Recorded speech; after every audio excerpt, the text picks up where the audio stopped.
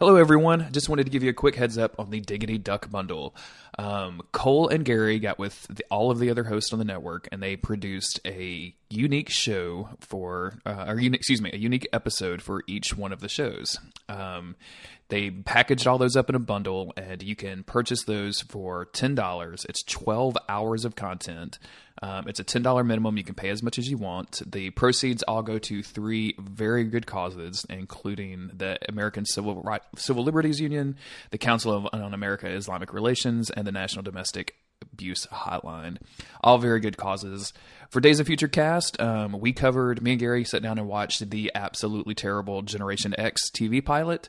It is an excruciating piece of media that we sat through and decided to goof on. So definitely go check that out. I think you'll enjoy it. But all of the episodes in the bundle are very, very good. Probably my favorite is the level episode on Machinarium, because Machinarium is one of my favorite games. But like I said, they're all good, so go check that out. You can see that by going to Duckfeed.tv. There should be a big banner up in the store right now. Click on that and pay as much as you want, and enjoy the episode.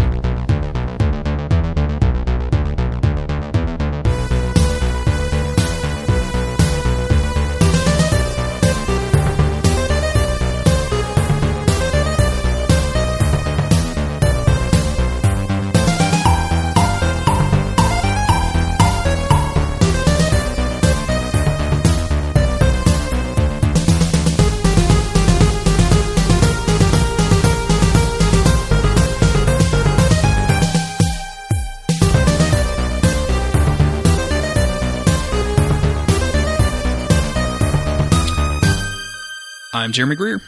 And I'm Gary Butterfield. And this is Days of Future Cast. And this week we're bringing you a special breaking news report. We have something fantastic happen in the world of X-Men, Gary. Yeah, it's the X-Men are back, baby. There's a good X-Men movie that came out. There's a good-ass X movie that came out. So we decided to push our schedule back. So normally at this time you'd be hearing the feedback episode. That's going to be in 2 weeks, and then from there we'll pick up season 3 coverage. But we had both kind of randomly both went and watched the movie and both really, really loved it. And we're talking, and we're like, well, we should fucking record a podcast about it. Let's do a thing. So about Logan, we haven't said what it's about, but about Logan. Yes, about Logan. Not about X-Men Apocalypse. What if we had that whole preamble and we were just like, dude, X-Men Apocalypse. Can you believe what they did with Storm? Oh my god, I can't believe Mystique is still just talking. Like, oh my god, it was such a cool choice to give her 3 lines total.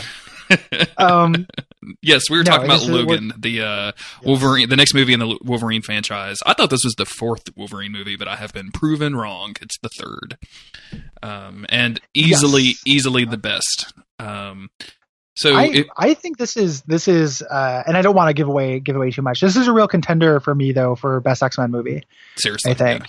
Yeah. So I mean that's saying a lot, because we just talked about X-Men 2, and like X-Men 2 is great. Super, super good. But this is it feels like it just feels more mature. And I don't mean that just because it is really grim and bloody. It feels more mature in just kind of how it's plotted and how like little exposition there is and how it trusts the audience. Like, it just feels like a more sophisticated, more confident movie than anything we've seen from the X-Men so far. It really does. And for those out there listening that may not have seen the movie, we're going to be talking in generalities, and then we'll very clearly say, hey, now we're going to talk about spoilers and details and things like that. So you can actually listen to the first part of this and hopefully get some value if you're on the fence about seeing Logan, which I don't know why you're listening to this and on the fence about seeing Logan. I don't know what that looks like, but if you are on the fence, go see the movie. It's fucking great. I had a great time watching it. So especially if you're invested in the X-Men cinematic universe, right? So if you care about this stuff, I think it functions on its own as a really good movie and a really good superhero movie. But if you care about the X-Men mythology at all, it does cool things with that.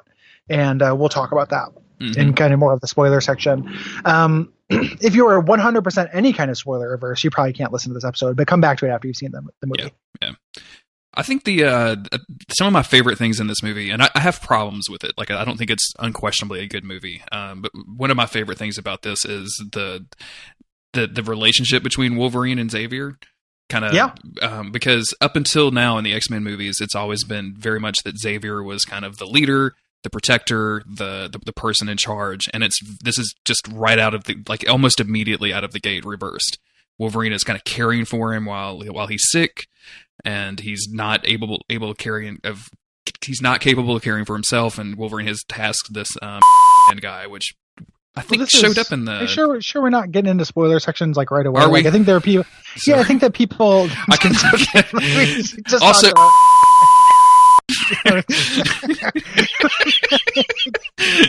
Don't worry, I'll beep that out. Beep out that whole section. I mean, I think that's spoilers. I think that a good thing to talk about in this first section would be things like tone, or like kind of how it tells its story more than the actual things that happen. I'm not good at talking about things and not talking about them, I guess. I'm sorry, Gary. Well, we don't have to have a long non-spoiler section. I think we said that it's worth seeing. Mm-hmm. It is reminds me of, it's like a Cormac McCarthy kind of thing. It's very dark. It's very grim. It's like a post-apocalyptic kind of road movie almost.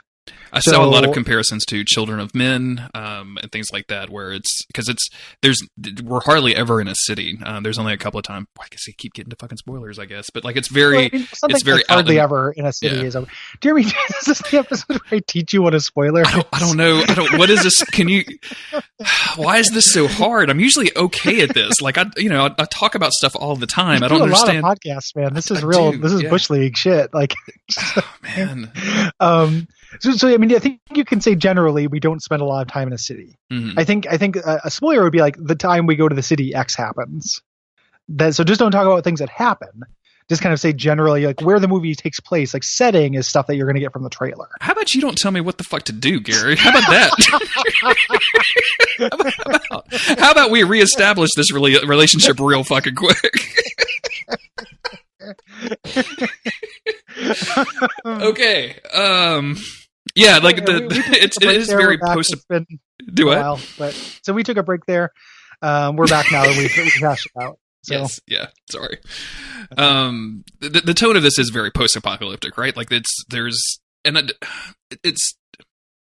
think everything goes into that. Like everything looks run down. Like there's very, very sparse music. You don't get like the orchestral chorus stuff that you normally do for X-Men movies, or just every seemingly popular superhero movie out there, which all sound the same. And this sounds dramatically different. Like it feels different than anything we've seen in a superhero movie.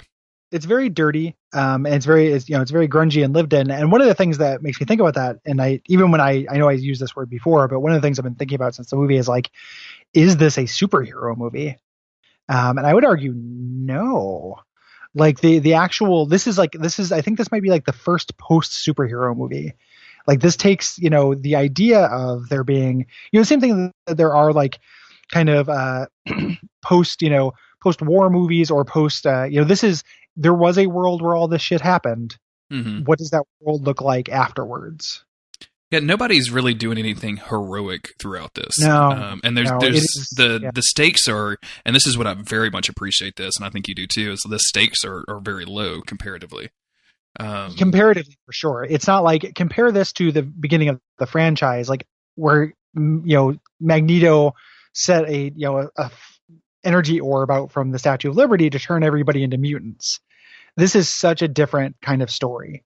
It's so much more grounded than that, and it shows. And I have like a big piece to say about this when we get to the spoiler section. The characters are contrasted as well.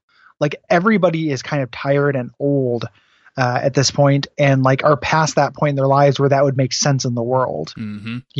But it doesn't feel like a total, like it doesn't feel like an Elseworlds thing. It doesn't feel like a total alternate reality. It just feels like these characters have had the forces of time pressing them for decades. It feels like a story that's about superheroes without being a superhero story. Yes. And it's very much so. It's man, I can't stress this enough. It is bleak as hell. Like, I walked out of this movie and like looked at Autumn and said, like, we need to find a pile of kittens to jump into because, gee, like, and it starts, and that's not really a spoiler. Like, the whole thing from the moment in the very beginning, the first scene that you see Logan, he's literally like falling out of the back of a limousine, like half drunk and half dead. It seems like it's just very, very bleak. It's very, very bleak, and it's a really depressing movie. And I know some people that's going to be a huge turnoff. Like, there is a real backlash against kind of grimdark in general. Mm-hmm. You know, like people don't like that. But this doesn't feel like to me. It doesn't feel like teenager edgy in that respect. It feels like the movie deals with, and this is, border spoilers, but not really, deals with like the consequences of what happens when you have these people that have these supernatural abilities having these really serious faults that people actually have.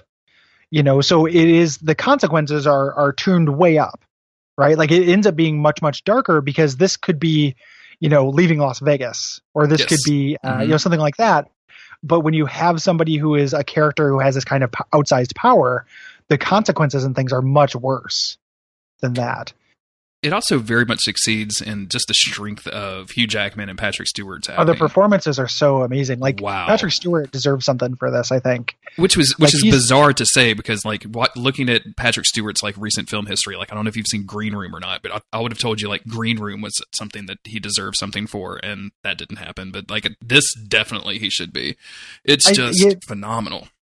Yeah, I think he's just there's really, really good performances in this. And the amazing thing they do is that as much as this is so different from X-Men, it like logically follows. Again, it's taking that real world kind of filters, and it still feels like the same characters to me. It's just, plus lots of time. Plus lots of time and tragedy creates this version of them, and pulling off that nuance where there's still this kind of spark of their old versions of them, like, really, really is a feat, and I found really, really impressive. It's not fun, so it's not like the kind of movie I think you go to have fun, which is weird, again, because that's what X-Men movies and superhero movies are. Like, as much as Apocalypse kind of sucked, like, there are parts of it that are kind of fun. I still got to watch X-Men do fun shit, which I like watching. Yeah, but this is funless, more or less. It's not. Have you seen either one of the Raid movies? What movies? The Raid, or 1 or 2? Oh, no. Okay. No. So there's an enjoyment and a fun to be had in these crazy, ultra violent, very, very intricate fight scenes that if you've seen people compare this movie to The Raid, that's why. The Raid, specifically the first one, is a movie that you could turn off the subtitles to and just pretty much pick up everything through context clues, but it would still be extraordinarily entertaining because the fight scenes are so good. This movie really leans on that. I don't think there's anybody I don't think there's a shared production or producer or director or whatever or anything like that, but you could definitely tell that someone on the production staff of this movie has seen The Raid because of the way the fight scenes work out, and there's something fun and, God help me, visceral to the fight scenes in this that actually I found very, very entertaining. Well, the weird thing is, so this was my weekend of vengeance, not the weekend where I got vengeance, but the weekend where I saw a bunch of vengeance things because I watched. I wanted to go see John Wick 2, so I watched John Wick 1, which I haven't seen. Okay. And those movies have you seen those movies? I've seen 1. I have not seen 2 yet. So this is a minor spoiler, but the subplot. So these are spoilers for John Wick. Fast forward 30 seconds if you don't want to hear them. Brayden sold it to me because in John Wick 1 how there's that kind of weird subplot about the underground series of hotels that only takes gold coins. Yes, and it's not absolutely. a big deal. Yeah. John Wick 2, 100% about the mythology stuff. Yes, awesome. It's good. that. Like, it's the same movie almost, except for all about that weird part of that world, and it's pretty transcendent. Like, it's pretty fun. But those movies are very, very violent and have that kind of very well choreographed fight scenes that are incredibly brutal and shocking, and there's a fun to that. But the movies that surround them are very fun. Like, context matters. So like, we can all laugh at John Wick just, shooting guys instead of asking them to move, which is essentially his defining feature. Whereas this, it's like the sense, we talked about the low stakes, like they are low globally, but they're very high personally. So the fights feel very like you're never confident your protagonist is going to make it out of this. Which is saying something, because your protagonist is fucking Wolverine. Like, exactly. So it's very like, it doesn't stand alone as well as like, I think it is like just kind of a cool, good movie. But like, if you're invested in this shit, if you're like us and you care about Wolverine and have seen his portrayal and everything else, like it does great work, like just being subversive in that respect. It really makes me sad. And going back to, Patrick Stewart and Hugh Jackman, like really inhabiting these characters, it makes me sad that the last couple of X-Men movies that they've been in have been not as good as this. Like the writing hasn't been there for him to really get into this, because wow, like once you give them the opportunity to really get into it, holy shit, did they get into it and just nail them? Like this may be the best Wolverine portrayal. Like this captain. Without a doubt, I think this is the best. And it's so it's something where when I hear about like the blowback against grimdark stuff, it's like you can make a really, really excellent movie that is just lots of fun. Mm-hmm. And that's great. Like I love that kind of thing. But there are kind of emotions and certain kinds of pathos that are very hard to portray in a movie that doesn't have a certain amount of darkness to it. And I understand people who just are like, I'm not in the mood for that. Like I want to go see a movie, I don't want to see anything dark. Like that makes sense to me. But when it becomes a qualitative thing where there are people like, oh, it's so stupid that everything is so dark now, it's like you're closing yourself off to a whole swath of emotions that can be portrayed. And I think this movie does a really good job of kind of showing that, because like some of the pathos and kind of like Patrick Stewart is heartbreaking in this movie. Oh my God. Like it's like really, really, it's performance, but it's also the content and the subject matter. And the subject matter was not quite as dark as it is. We wouldn't get that performance and we wouldn't get that heartbreak. It reminds me of when, comparing it to video games, because I compare everything to video games because it's my job. Not everything is fun, right? Like there are things that you do or games that you played because they're kind of harrowing. They are really dark, or they're really like, I'm a big fan of like Spec Ops, for example. There's a weird kind of blowback against that game as well, because it's like, oh, it's just kind of chiding you and it's kind of wagging its finger. That's wagging its finger at, is you for participating in a culture that goes whole hog on these kind of realistic military games that in a context-free universe, you just shoot tons of brown people without knowing whether they're good or bad. That's something that's worth wagging your finger at. Like that's something that like is a justified stance. It's not bad that the game goes there and gets that dark, because what it's commenting on is actually that is like a real thing. This gets this dark because it is commenting on some things that are real. Like there's a lot about kind of aging and relationships that's real, but it's also the consequences of this joyful participation in, we have these people that could literally destroy the world. Magneto's walking around picking up stadiums and tossing them and shit. Exactly. Like that stuff has consequences. We all willingly take part in that for fun. It's good to have a perspective that's like, wait a minute, that would be this though. That's something that gets explored a little bit in Legion as well. They're like at one point in Legion, it's ostensibly one of the good guys turns to another character and refers to Legion and says, that dude's a bomb. Like we can't trust anything that he says or does. He's a fucking bomb, which is like specifically Xavier and to a lesser extent Wolverine. I mean, these guys are like, we've talked about it before, weapons of mass destruction. Like Xavier is the most terrifying person on the earth. Like it's just his capabilities, his power set are so frightening that you could see an entire government being like reacting to him and saying, "Oh no, shit, we've got to protect ourselves against this." And yeah, I think we'd be remiss too, before we get to the spoiler sections, to talk about how that some of the supporting people are gooder in this. Like the main villain here isn't overdone at all to me. Like I think he's just almost perfect tone wise. And then the girl that they have playing X-23 that everyone's seen in the trailers is just great. Like, she is like, there's some moments where she kind of does like some side eye stares at things that are happening on the screen that are just like, how did they get this little girl to do that? Like, how did they even have the performance is really good. Yeah. And here's the thing too, because blowback is the word of the day for this episode. There is like a weird kind of feminist blowback against this movie because the character doesn't have lines, so it's this idea that like, oh, the small, like super badass girl who doesn't get to do, doesn't get to talk, but kills a lot of people is a, is a regressive thing. I don't like that take. I don't agree with it. Because she does have lines. Like, you can portray a damaged character. She does. There's a reason she doesn't talk for a long time. It's not just to like fulfill some kind of male fantasy of a kick-ass mute, girl character. So that's one thing. I think that's kind of undersells her performance, because her performance without words is yeah, exactly, manic nightmare, dream killer. Like, I think she's really, really good. I think the villain is also very, very good. I think Stephen Merchant, who plays another character, and is also very, very good. And it's really, like, to me, it does her a disservice to say that she doesn't have any lines when she is extraordinarily expressive with everything she does on screen. Like, to the point where, like, again, talking about like those side-eye glances to other characters while they're speaking and things like that. Like, she very much got across exactly what the character was thinking and saying throughout the movie. And that, to me, is even more interesting than having actual lines of exposition or lines of dialogue. So I'm very much in favor of this chick. I think she did an amazing job.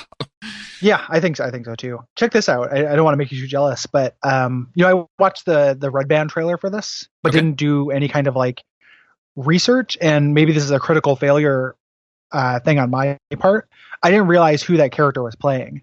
I thought this was taking a page from the Hope storyline from X-Men, where Cable kind of shepherds a young future Jean Grey. Yeah. Through things. So I had, when the reveal comes out that character is this badass, I did not know it was going to happen. Oh wow, that must have been really fun. I didn't know who she was. It was awesome. Like, and again, failure of critical thinking on my part. But I mean, I assumed something bad was going to happen because the music was spooky.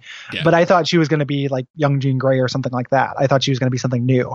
And then seeing it kind of kinetically, seeing her actually participate in this stuff, just really, really worked. I want to get to the spoiler section here in a minute. But before we do that, did you ever read or have ever talked to you about Ruins before? Ruins? I don't think so. I don't think we've talked about it, and I don't think I've read it. So Marvels? Do you know yes. that comic? Mm-hmm. Like Kursek, it's about Ben Urich, and he's seeing the birth of superheroes, and it's kind of about the beauty of this thing. Warren and just Ellis, a gorgeous book too. Yeah, Alex Ross painted, and it's like very, very nice.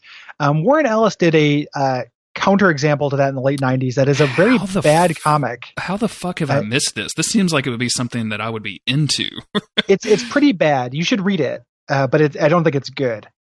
It's called Ruins, and the idea is it is the opposite of that. It's all of the actual consequences to this stuff, what they would be like in real life. It's somebody chronicling like kind of the end of the Marvel universe, because these powers and stuff are not sustainable. So you end up with things like pre-internment camp. yeah. It's, well, I mean, some of the stuff like that, like, it's like, yes, the idea that the United States is just going to be okay with the Kree is bonkers. And like, of course we wouldn't. We're monsters. So there would be Kree internment camps. But it's Warren Ellis that is, I think, too cynical. More cynical than I want him to be. I think there's a thing about Captain America being like a weird Nazi pervert or something. It's him just kind of taking everything and turning it upside down.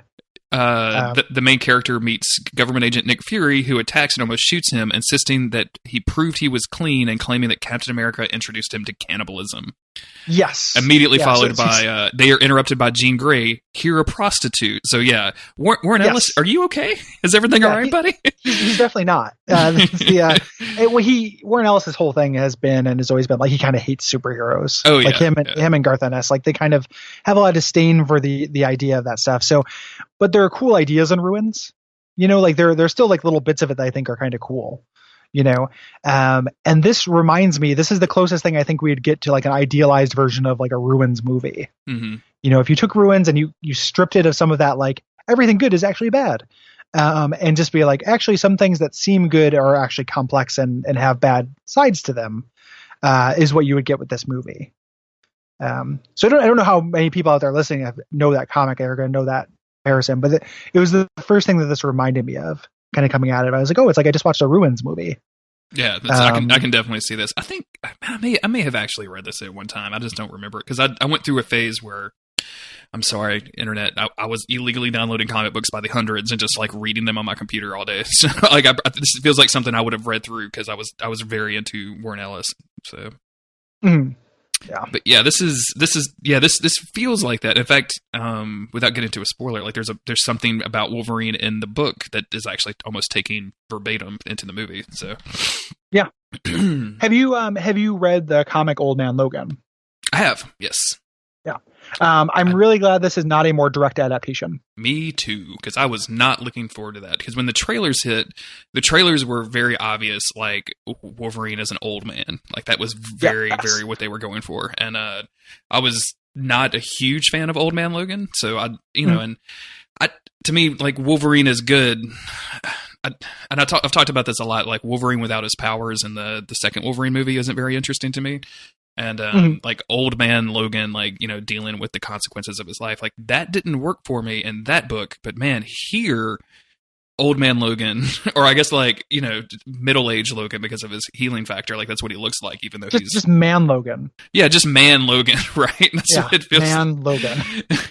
It's so fitting that they close this out with or that they advertised all this stuff with Johnny Cash songs, like because it really feels like every Johnny Cash, like, you know what I'm saying? Like Johnny Cash kind of inspires, like, or it makes you think about like just a dude like the Man in Black, like the gunslinger walking into town, like, you know, with spurs and dust around him and everything's dead. And like, there's a bar where like, you know, the piano barely works, things like that. Like this feels like that. It feels like desolate. So.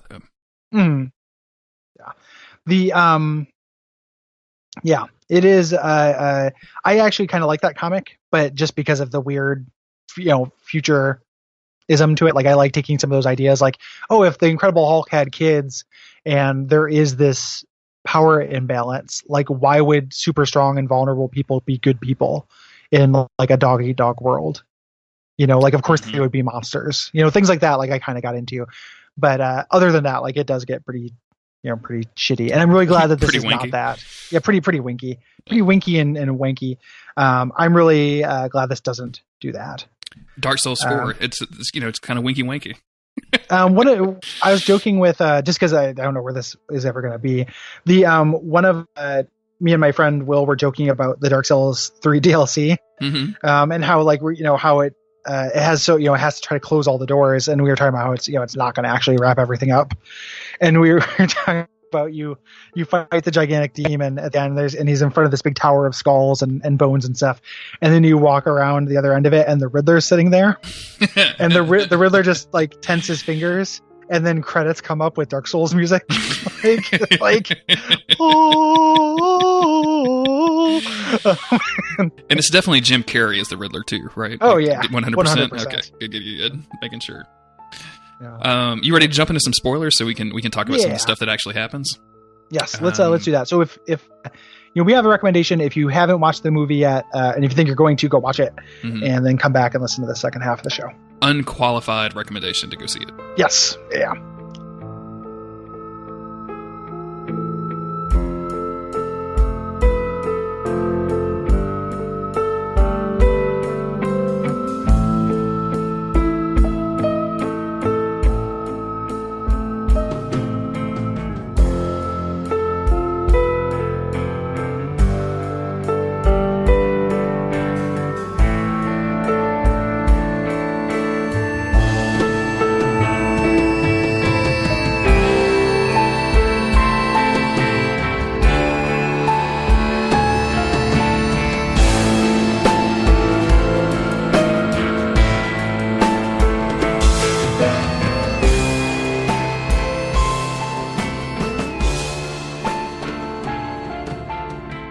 Normally when we do these movie episodes, like we go through it chronologically from beginning to end. I'm not sure how well that's going to serve us here since it's so brand new. But so I just kind of want to talk about like some general stuff because holy shit, Gary, this movie just fucking blew my mind. Like from the get-go where you get Logan like just violently killing these like group of thugs who are trying to steal his rims, like, and as he's like stumbling out drunk, half dead, like his claws not coming out all of the way. Like, how good is that? Like, that's just crazy. The claw scene where he pulls it out is really good. Oh man. So like the violence in this movie, one of the things I like about it, other than just kind of there is a visceral thrill to watching violent fight scenes, like that's just kind of how it is for me, is that it's a characterization thing where it's like Wolverine would hold back on these guys ordinarily, right? Like Wolverine in the mid 2000s would not cut the head off someone stealing his car. Yeah.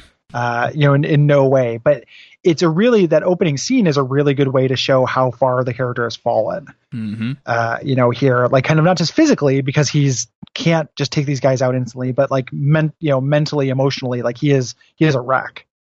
And that kind of, plays for everybody. So kind of like touching on, the characters before we kind of talk about some individual plot bits, like, so Wolverine is at that point, he's, trying to get money. That's the most important thing for him. And when we get the motivation for it, the reason why he is so focused on this, one, he has this time limit, like he's dying. Two, he's doing it before something terrible happens with Charles. It makes it much more understandable and kind of sympathetic. Yeah. And his goal in this seems to be to buy this boat and to go out to the middle of the ocean and just die with Charles. Yeah. He's going to kill himself and Charles is going to live free.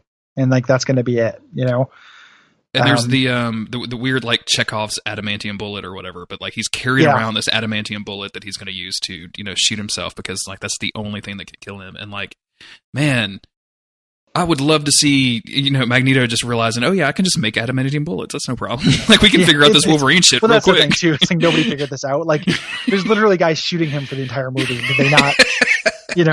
It's that part. The bullet thing I think is kind of stupid. Yeah. Like the two things I think I don't like in the movie. Like there's literally two plot points. It's that, and I feel the point that the guy who's doing the kind of kind genocide of mutants, which I like that's happening. The fact that it was related to corn syrup feels like a plot line from like 8 years ago. It really does. Like the ship has passed on like corn syrup fears, I think. Mm-hmm. But that kind of like gentle genocide thing, like if you actually take a shower and put on a bunch of like filth repellent spray on yourself and are willing to read an interview with Richard Spencer, that's what he's saying he wants to do. It's like he doesn't want to like round up all black people in camps. He wants to slowly like breed them into extinction peacefully. Jesus, and have them leave. Like you punch the shit out of him. He's a real piece of shit. But like he's justifying things to himself the same way the villain of this movie is. Except for the villain of this movie is successful. Yeah, so this they clearly mark this as 2029 in the timeline. So we're well, and I like the fact that they don't get real dumb with the futurism stuff. Like there's a couple there's just a couple things. Yeah, which is really nice. Trucks. Like there's still radios, right? Like that's still stuff is still working, and everything that Wolverine is doing is obviously very off the grid. So you're not going to have like high tech cell phones or anything. Like you don't really see any of that stuff here, which is really nice. But it's like the main villain has put all of these like anti-mutant stuff into these corn syrup that everybody is eating and drinking or whatever, and like basically bred all of the mutants out. So for all they know, it's just Wolverine and Xavier left. Xavier is basically demented, like he has dementia or something. He has Alzheimer's. Like this is a very, very sweet portrayal of like a father-son relationship where the father has Alzheimer's. Like I feel like that's kind of where the strength of that performance comes from. Is it's like it's very heartbreaking to see this character who's very powerful and confident, who like the first X-Men movie came out in like the early 2000s. Like you could almost say I grew up with. Yes. And other people did. Like other people like grew up with this character to see him in this kind of wrecked state again and have it be something that's very real.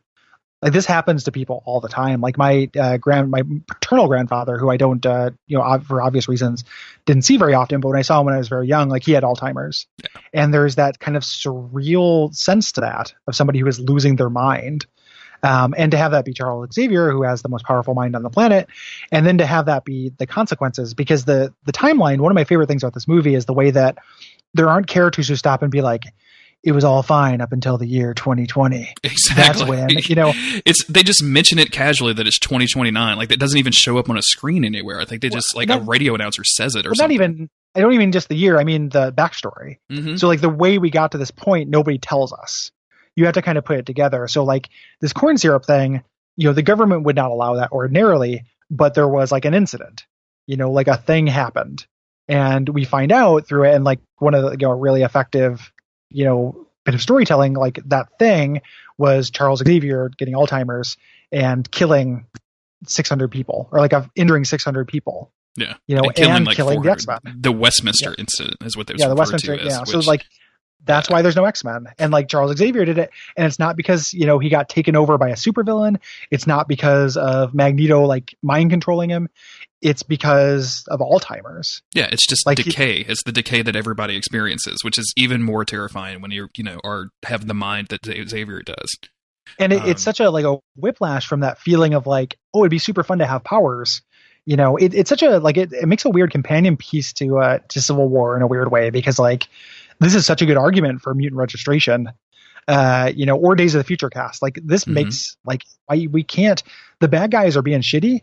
You should never like breed, you know, eugenics somebody out of existence, but you can't just have Xavier out there without supervision. Like he just kills people, and it happens in the movie. That's never solved. Yeah. They never fix Xavier in this, and and he fucks like I mean that's you know he kills some more people. Like it's you know he is a problem in this, and you have that awesome tension where Wolverine can't you know like he cares about him too much. You know, like that you know that little like nugget of him that's good. Like he cares too much about this father figure to you know to end it or to do the greater good. So in his mind, he has to do this compromise that involves raising this money and actually making this thing happen to save his dad. And as we find out from the villain, from one of our like not the big scientist villain, but a guy that's going to be on the hunt for X-23. Like Xavier is presumed dead. Wolverine is hiding him, but he's a very well-known figure. Like as soon as this guy runs into Wolverine, he says like, "Oh man, I would love to meet Xavier. Like I would love to meet that guy." Yeah. Well, that's, I mean, like, man, we can't talk about the spoiler section without getting into the weird meta thing about it, which I also like really, really love. Yeah. You know, is that like this world, like, I love that. So the conceit of this is that there are, in the world of the movie, they started making comic books about the X-Men. Yeah. Which is, it's something that when I saw it in the trailer, I didn't think that I would like, because you know, in the trailer, it's just that scene where he turns to X-23, turns to Laura and says like, you know, it didn't happen like this or whatever. But for whatever reason in the whole movie, it works for me. Like this is, it shouldn't, like, it seems kind of goofy and dumb. Like if you're going to write historical stories or if you're going to write these made up stories about the superhero team, like a comic book seems a real weird medium to do that. But also like within the existence of the X-Men universe, like inside of it, but this like having kids or having like this dude growing up here, like reading these stories in comic books, it made me feel like what I did with these characters, right? Like it brought me into the story in a weird way that it has no business working, but it really, really works for me. I think it does that. And this is something I'm sympathetic to anyway. Like this is the kind of thing that I like. And one of the reasons why I think it works in this movie is it implies a period of acceptance. So like the X-Men are fighting for mutant acceptance. The fact that they made comic books about their adventures and kids are like fans of them means they got it. Right? Like after X-Men 3, sometime between X-Men 3 and this, the X-Men were superheroes and the world loved them. You know, they became pulp figures. There's a Wolverine action figure that shows up, you know, and it wasn't accurate. The comics weren't accurate, but what that means is that like they were accepted. And then to have this Westminster incident happen, you know, makes it just like, again, just kind of increases the other side of that scale to make that even more kind of tragic. It must have been what it felt like to realize that Milli Vanilli was just, you know, not singing their songs, right? Exactly the same thing as the X-Men turned out to be dangerous criminals. Yeah. Or just, you know, they just have this kind of thing happen. So I love that those comics are not real. Like they made up ones for the movie. The guy who made them tweeted the interior pages or some interior pages from it. It's pretty cool. Like, I like it a lot. And one of them has a little bit of foreshadowing about Professor Xavier acting weird. It's really subtle. Like, you know, it's not like I keep getting these headaches. You know, it's much more, you know, it's like, hey, you have to act normal for once. It's like, oh, it's because he's getting dementia. It implies this like really, really wonderful X-Men story. Like, because Xavier would hide that. You know, he wouldn't tell people. You know, he's kind of a shitbag, and that is his defining feature. That just worked for me so fucking hard. As an idea, like I cannot get over how much I like that as just this is what happened when you have the most powerful mind on the planet, and you lose it. And the way this is expressed in the movie is fucking terrifying. So like Xavier will have these seizures, which seem to like just basically debilitate anybody around them. And then the way that it's filmed is kind of like this vibrating effect throughout the screen. Logan can resist it a little bit because he's Logan. And it's got this weird music that creeps up and up and up and up and up and up and up. And by the time he finally Logan gets to Xavier and gives him his medication to knock him out, and it releases, it's like, I remember like slumping down in my seat after one of these. Like, oh, Jesus Christ. It's really tense. Well, especially like breathing heavily. They do the first one to show what happens. And I think that you're meant to think like, they got it controlled with pills. Like, this isn't going to happen again.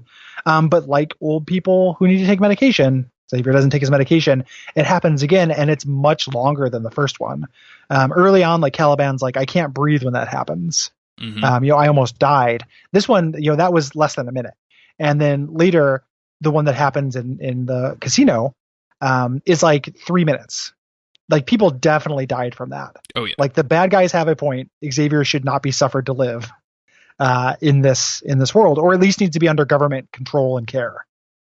Which, again, government control and care of mutants is something that the X-Men spent their entire careers fighting against. Yep. Like, the government trying to register and make this safe, they spent, like, it's a really rich moral problem.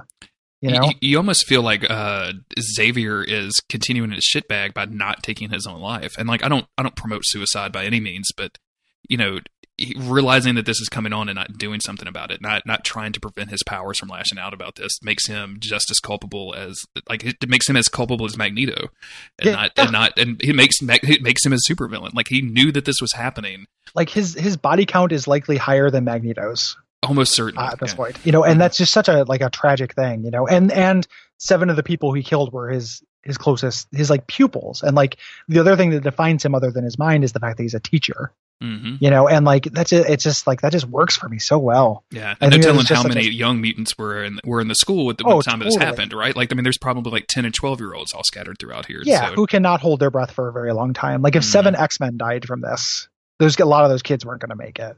Absolutely. So like that just works really well for me.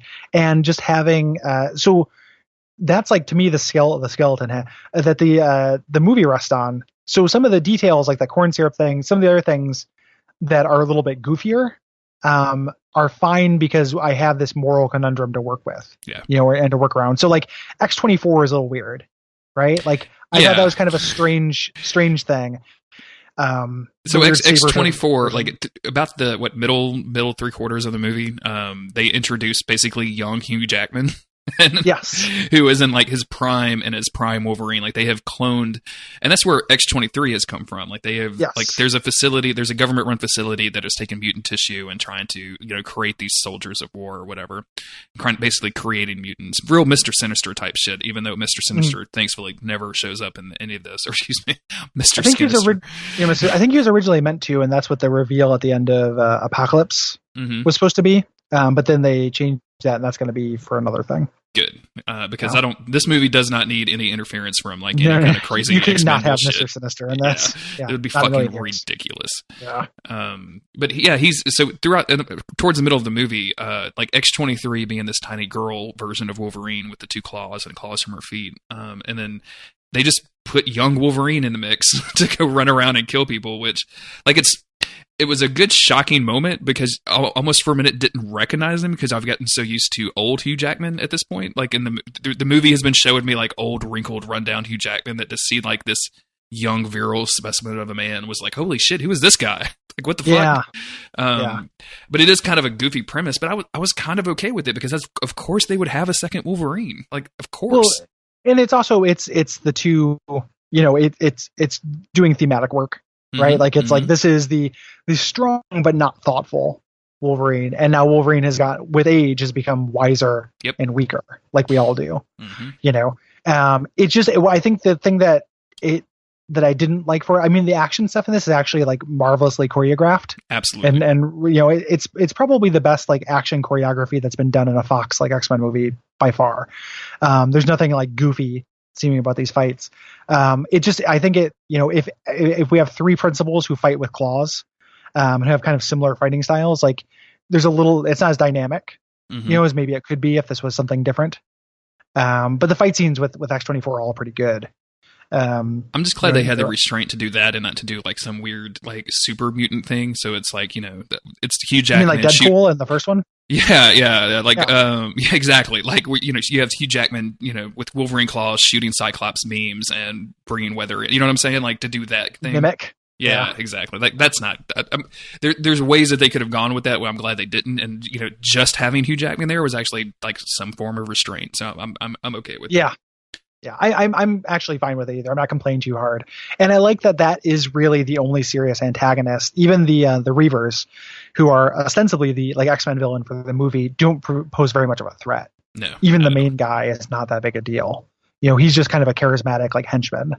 And he's he's super charismatic. Like he's kind of a fun villain to have on the screen. Like he's great. He's literally just a guy that's doing his job. He's doing what he's paid to do to find this X-23 Laura, who's this child that has escaped from their facility. There's a bit of a exposition dump in the first quarter of this where with the nurse video. Yeah.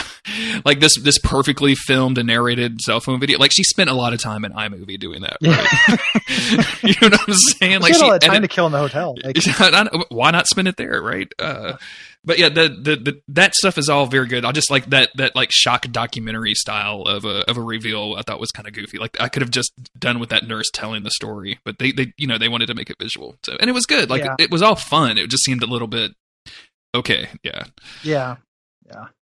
It's such a and that's such a cliche. It's a weird thing when I talk about the skeleton in the movie being really strong, because the idea of them breeding mutant kids as like super soldiers is a pretty cliche kind of stock plot thing, in the comics and just kind of in general, right? Like the facility full of like kids that have powers is such a cliche.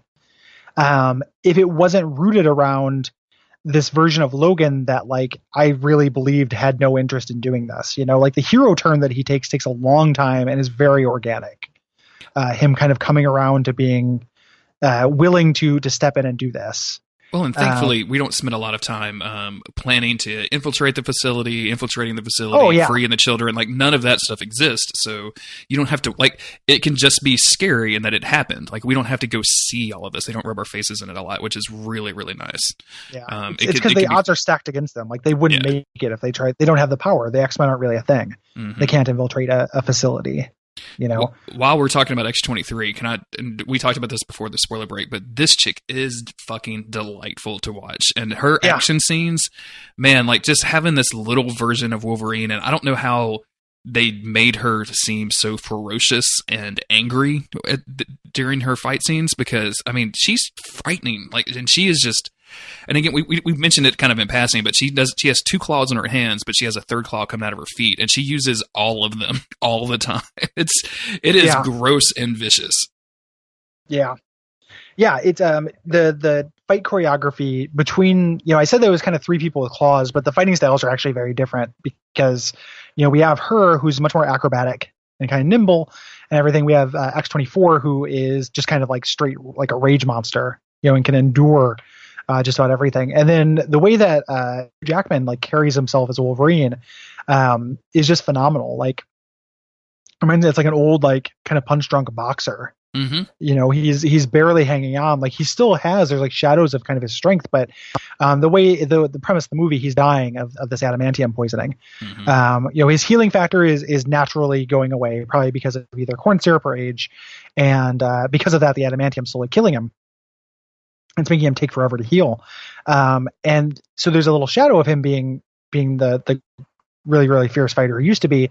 But for the most part, he's much slower and much more, kind of deliberate to it. And I really like the way that articulates these three different kind of stages of this fight style.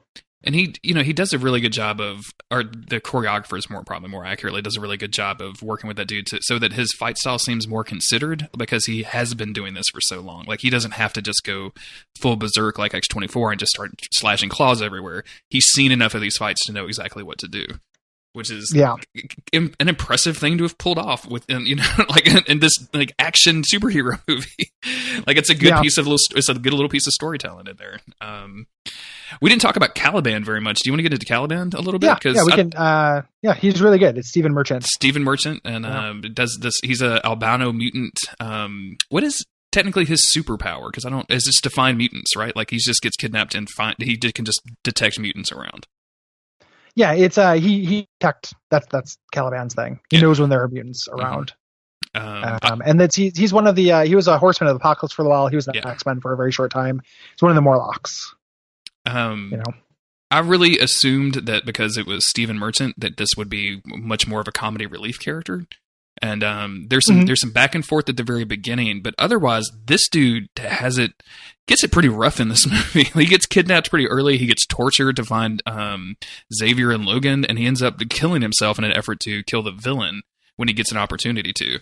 Like that's a fucking dark arc for what I really again, it's Stephen fucking Merchant. Like I really thought it was going to be thought it was going to be a thing, right? Like a much lighter character than you would expect. Exactly. Yeah. And it's a really, really good performance. He's kind of there as a plot thing, like he kind of needed to be there. Mm-hmm. They couldn't have a non-tracker character. Yeah. They need somebody and somebody to be running to be watching Xavier while Wolverine is gone, which is what Wolverine has hired him to do. And there's a really great line of he's like, Caliban's like, I know you're trying to save up for that boat. Like, what am I gonna do? Like, what the fuck are you gonna? You're just gonna leave me here? Like, I'm an albino man. Like, I'm not gonna go out into the sea. Like, that's impossible. Well, yeah. Well, anybody could have taken care of Xavier, but the fact that he was a tracker, the fact that it was Caliban was so the bad guys could kidnap him and use him to track Wolverine, and track X-23. What just kind of like in kind of wrapping up and stuff. What are some other kind of standout scenes? Like what other and specifically, what kind of stand-up scenes? And then second part of the question, like what do you think of the end? Like how do you feel about the ending of the movie? Well, before we get into that, I do want to say like the one negative I have about this is just because you have a rated R movie doesn't mean you have to say fuck every other word. And I'm very bad about cussing in life and on podcast. I realize that, but there was something really off-putting about Patrick Stewart saying like fuck all the time. Like give that dude one like fuck you or whatever, but because he's old and he has dementia or has Alzheimer's, like he's going to say those things, but man, it seemed like way too much to me. Did you get that vibe at all? Yeah, a little bit. Okay. Like even though there was part of me that had this weird meta thought, and I don't think this is actually true, but I was like, what if the X-Men movies leading up to this point are movies in that universe? And this is how the X-Men have always been, like super sweary and cranky and stuff. And we've never actually seen them before. Oh, these are we've the movies. We've only seen the movies within that world. We've only seen the comic book X-Men. We haven't seen the actual real life X-Men. Yeah, I don't think that's the case. No. I was just like, what if that's the reason why these guys are swearing all the time, and like why Wolverine doesn't just cut off Charles Xavier's head, when he starts killing people. Yeah. But I don't think that's actually true. But I did have that thought, like, oh, like. This is what they're like unsanitized. Mm-hmm. I think it's they're old. I think it's probably a little bit too much. There's probably like 20% more fucks than I wanted. Yeah, exactly. It didn't bother me that much, but I would probably raise it because I don't know why because again, like I cuss all the time. Like it's not the language that bothers me. It was just how like when little kids just say the word fuck over and over again because they think it's bad and they can get away from it. Like that seems like this.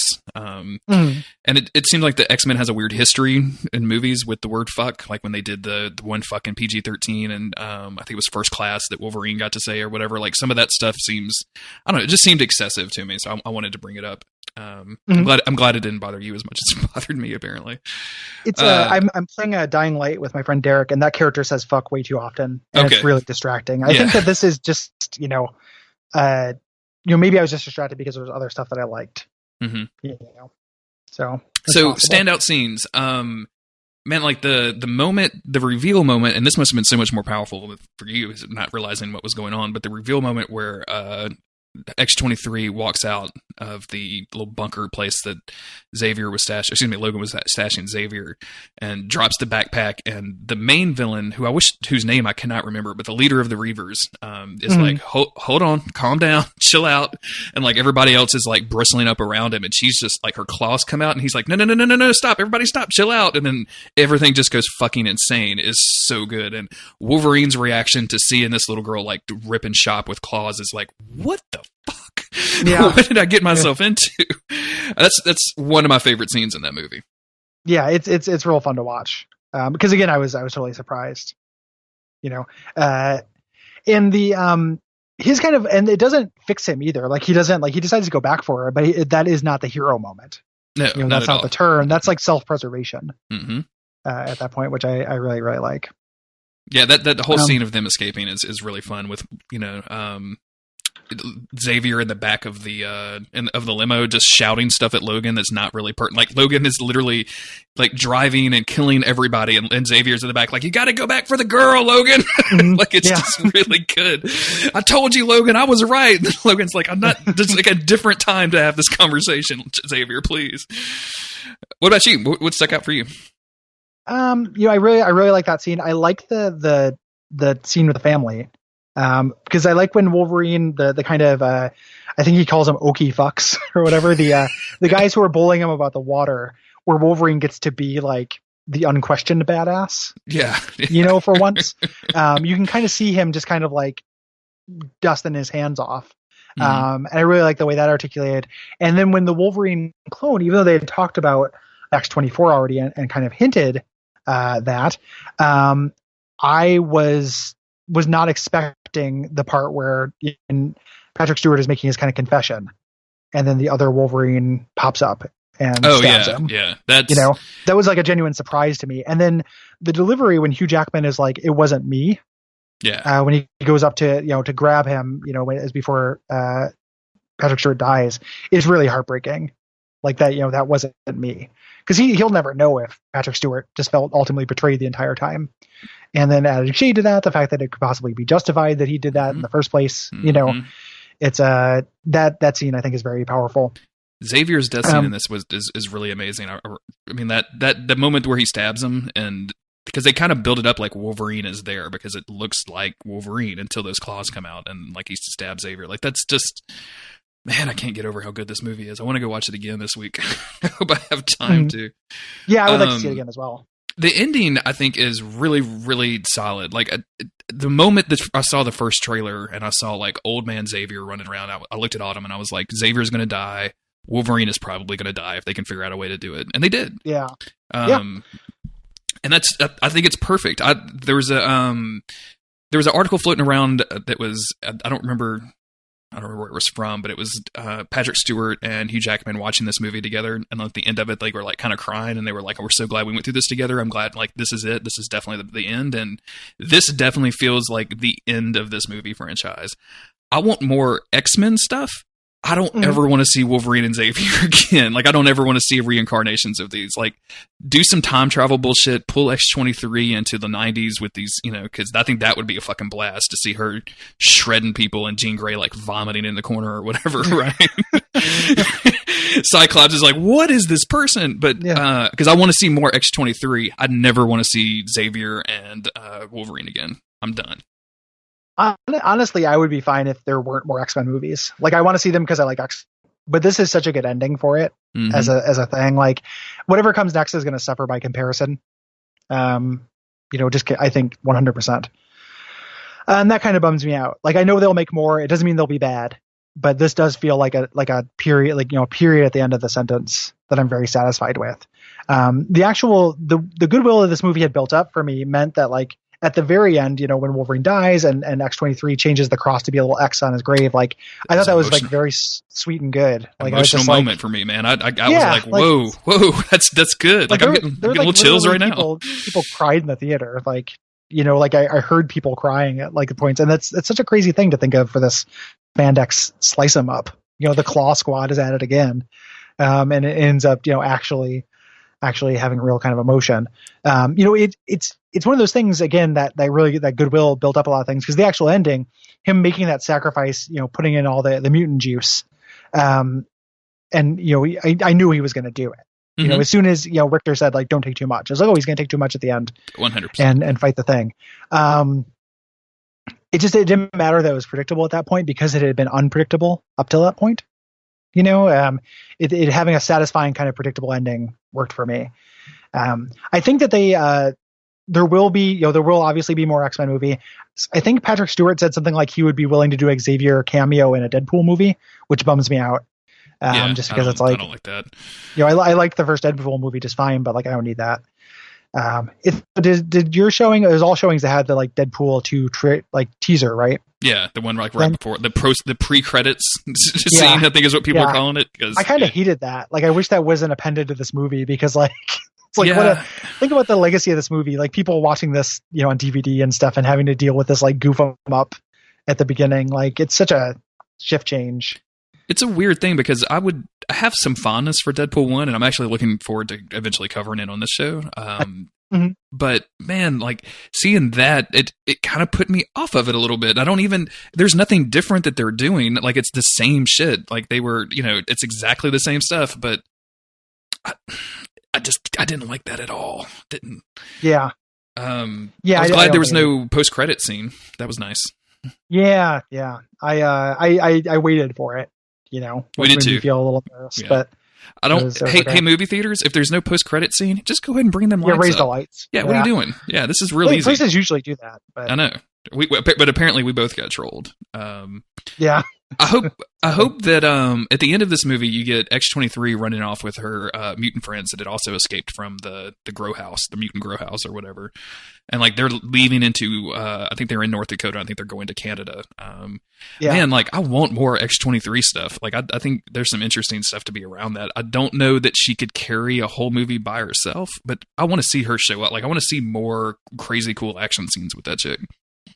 See, I don't know if I do, man. I don't know if I want that. Like that would be that's Logan babies. Like I don't necessarily want Logan the Next Generation of seeing those kids because I think it's very powerful to just have those kids represent possibility, like undefined possibility.